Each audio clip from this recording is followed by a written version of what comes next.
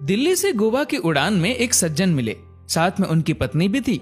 सज्जन की उम्र करीब 80 साल रही होगी। मैंने पूछा नहीं, लेकिन उनकी पत्नी भी देखने में 75 पार ही लग रही थी। उम्र के सहज प्रभाव को छोड़ दे तो दोनों करीब करीब फिट थे। पत्नी खिड़की की ओर बैठी थी, सज्जन बीच में और मैं सबसे किनारे वाली सीट पर था।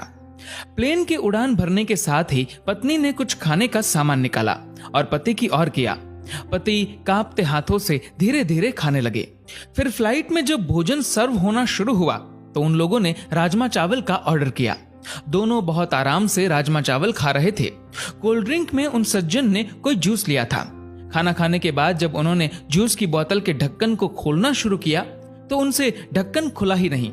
सज्जन कांपते हाथों से उसे खोलने की कोशिश कर रहे थे। मैं लगातार उनकी ओर देख रहा था। मुझे लगा कि ढक्कन खोलने में उन्हें मुश्किल आ रही है, तो मैंने शिष्टाचार हेतु कहा कि लाइए मैं खोल देता हूं। सज्जन ने मेरी ओर देखा, फिर मुस्कुराते हुए कहने लगे कि बेटा, ढक्कन तो मुझे ही खोलना होगा। मैंने कुछ पूछा नहीं, लेकिन सवाल भरी निगाहों से उनकी ओर देखा।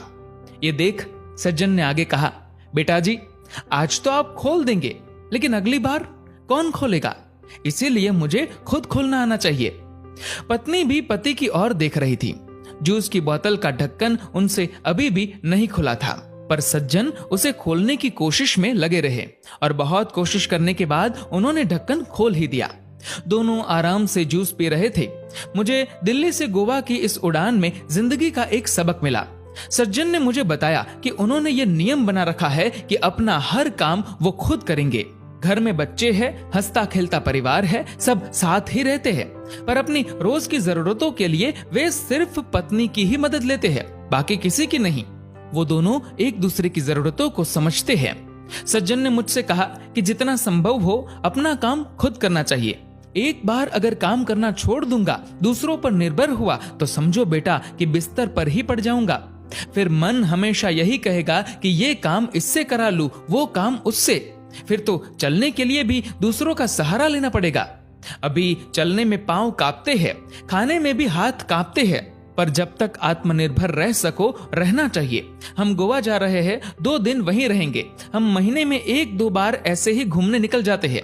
बेटे बहू कहते हैं कि अकेले मुश्किल होगी, पर उन्हें कौन समझाए कि मुश्किल तो तब होगी जब हम घूमना फिरना बंद करके खुद को घर में कैद कर लेंगे। पूरी जिंदगी खूब काम किया, अब सब बेटों को देकर अपने लिए महीने के पैसे तय कर रखे हैं और हम दोनों उसी में आराम से घूमते हैं। जहां जाना होता है एजेंट टिकट बुक करा देता है, घर पर टैक्सी आ जाती है, वापस